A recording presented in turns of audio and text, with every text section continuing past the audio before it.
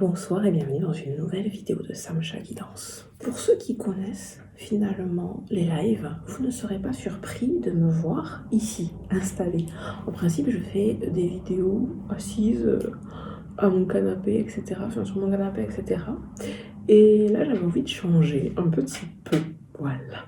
Pour ceux qui ne connaissent pas les lives du matin, ce sont tout simplement des dessins que je réalise en direct à l'aquarelle. Voilà, vous avez des petits exemples là. Et ben voilà, ça se passe le matin vers 6h30. De temps en temps, j'en fais un 18h aussi, ça dépend.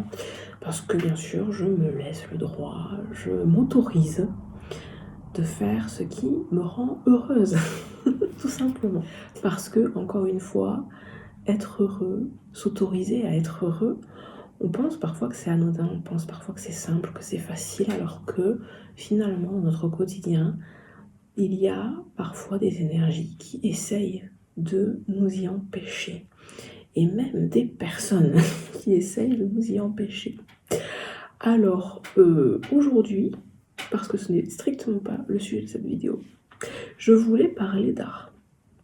Justement, s'exprimer à travers le dessin, s'exprimer à travers l'art. J'avais envie de vous donner un peu mon avis sur l'art, d'accord, sur la création. Et puis, j'espère que parmi ces avis, vous allez pouvoir déceler quelques petits conseils qui peuvent vous aider dans votre propre pratique. Que vous soyez débutant ou pas, je pense que je vais essayer de donner un peu des exemples pêle-mêle parce que c'est un sujet vaste, voilà. J'en ai aussi parlé en live, mais je pense vraiment que faire une vidéo dessus, ça permet de tout rassembler en un seul point, en un seul endroit. Et puis j'ai une playlist aussi qui s'appelle Développer sa créativité, qui permet aussi de regrouper toutes les thématiques, tous les sujets sur cette thématique. Donc voilà, je l'alimente avec cette vidéo de plus. Je trouve que c'est très important l'art.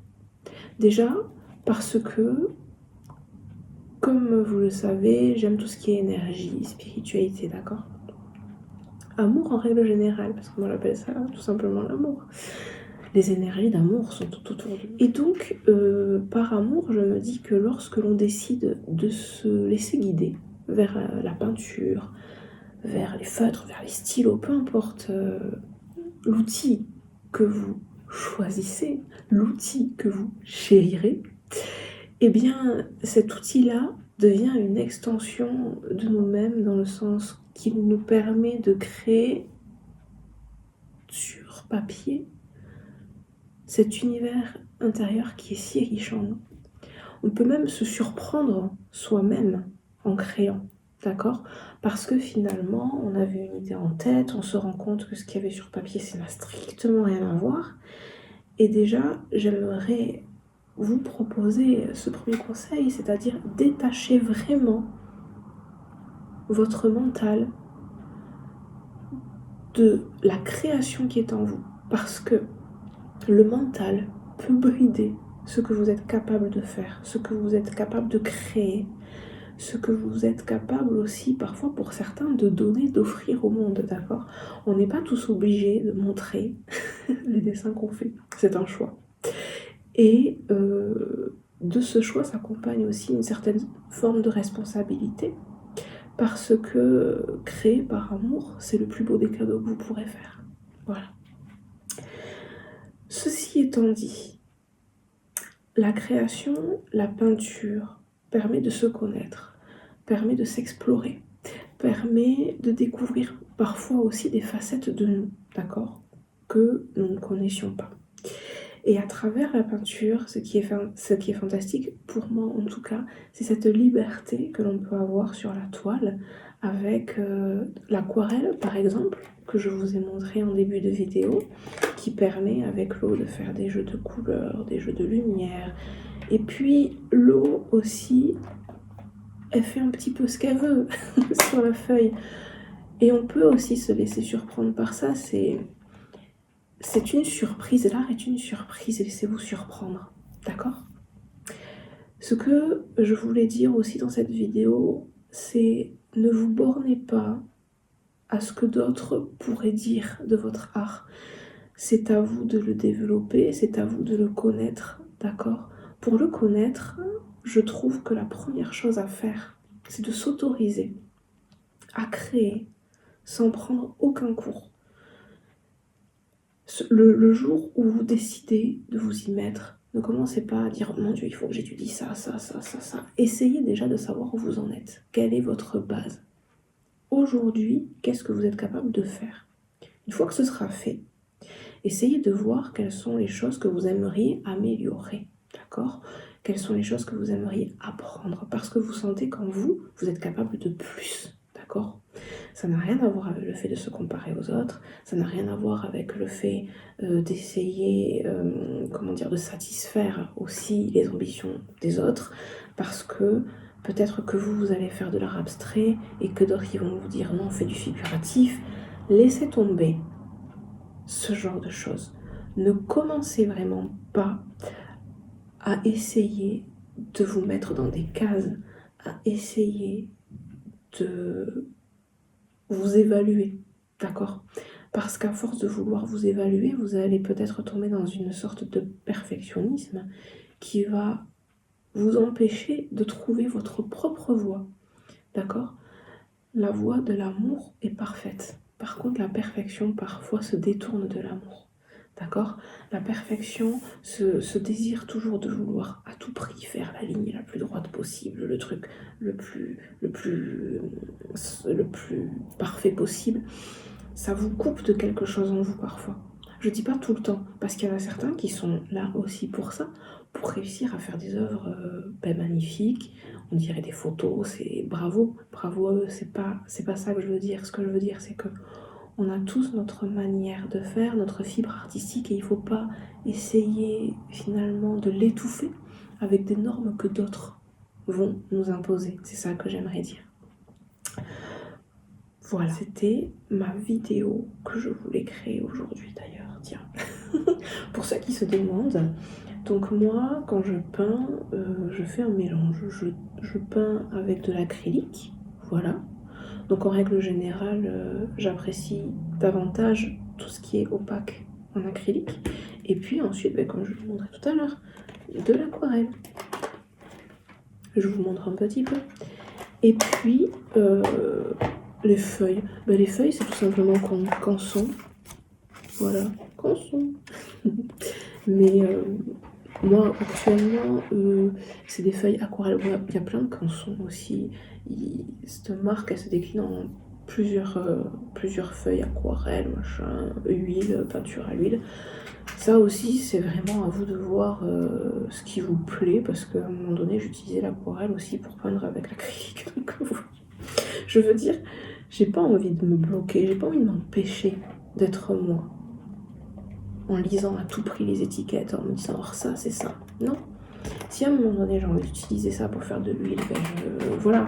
Et ce que je veux dire, c'est que tester aussi de nouvelles choses, ça peut vous permettre de découvrir aussi une manière de peindre, une manière de faire, qui vous rendra heureux. Et un autre conseil que j'avais à vous proposer aussi, c'était lorsque vous souhaitez commencer à peindre, surtout, pensez à prendre un support. Parce que certaines personnes ils peignent sur une table, certaines personnes peignent sur un chevalet, certaines personnes peignent par terre. Vraiment, pensez à protéger la surface sur laquelle vous allez peindre. Pourquoi? Tout simplement parce que avoir en tête « Oh, je vais peut-être tacher le tapis. Oh, je vais peut-être tacher la table.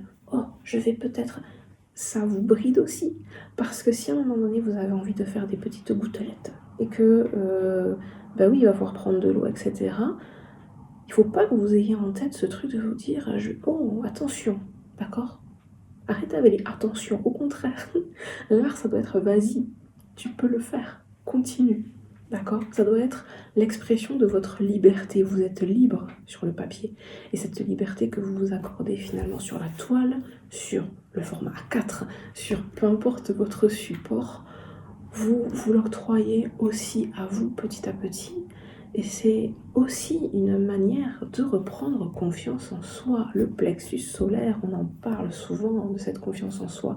L'art permet aussi de retrouver confiance en soi. Je me rappelle qu'au lycée, on nous disait souvent, si vous êtes timide, n'hésitez pas à faire du théâtre, ça vous aidera, etc. etc. Bon. Je ne vais pas dire que ça n'aide pas. Ça aide qui veut. Puis ça aide surtout si vous avez des exposés, après des trucs comme ça. Je suis d'accord que le théâtre c'est très bien, mais ne sous-estimons pas aussi le pouvoir de l'art. Ne sous-estimons pas non plus le pouvoir de la musique, d'accord, qui peut être libérateur.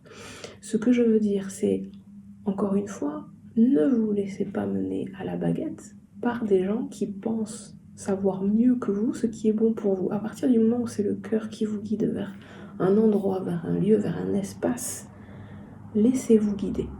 Prenez le temps finalement de vous écouter. Et l'art, c'est aussi ça, c'est prendre le temps de s'écouter. Prendre un moment, 30 minutes, 10 minutes, 1 heure, 2 heures, c'est à vous de décider, pour vous dire, ok, à cet instant-là, ce que je le fais pour moi, parce que déjà ça me rend heureux, ça me rend heureuse. Et pendant ce moment-là, je vais couper le téléphone, je vais couper les notifications, je vais couper... vous voyez, restez vraiment dans votre espace.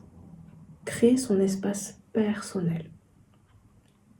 Et ainsi, donner à la toile toute la lumière que vous voulez lui donner.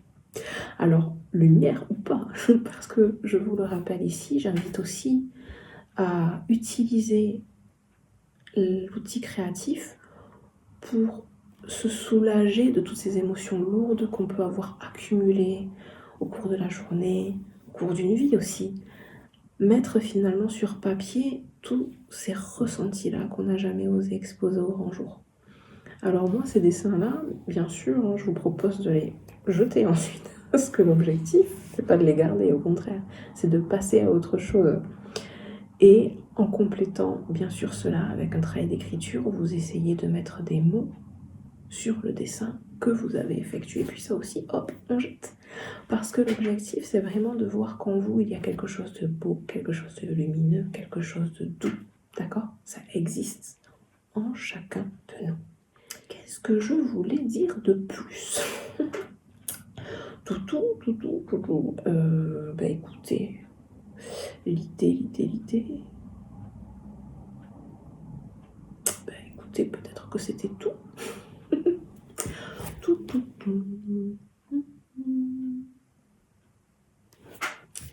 Et j'aimerais aussi revenir sur ce que je disais au début, c'est-à-dire partager ce que vous faites. Partager ce que vous faites, c'est très bien. Parce qu'en fait, vous avez le droit de vouloir partager ce que vous faites. Alors sur un site, sur YouTube, sur peu importe, sur les réseaux sociaux. Par contre, ne vous laissez pas, encore une fois, limiter parce que les autres diront de vous. Ce que vous mettez en ligne, c'est ce qui vient du cœur. N'attendez rien en retour. C'est vraiment très important. Parce que si vous commencez à vous attacher aux commentaires, aux j'aime, vous allez vous empêcher de créer aussi ce que vous voulez. Parce que malheureusement, certains commentaires essayent d'orienter ce que vous allez faire, essayent d'orienter ce que vous allez proposer. Je pense que le meilleur indicateur pour savoir quoi poster, c'est surtout de faire des choses qui vous rendent heureux et heureuse. Voilà. Je vous souhaite de belles créations à venir et un avenir radieux. À bientôt. Bye bye.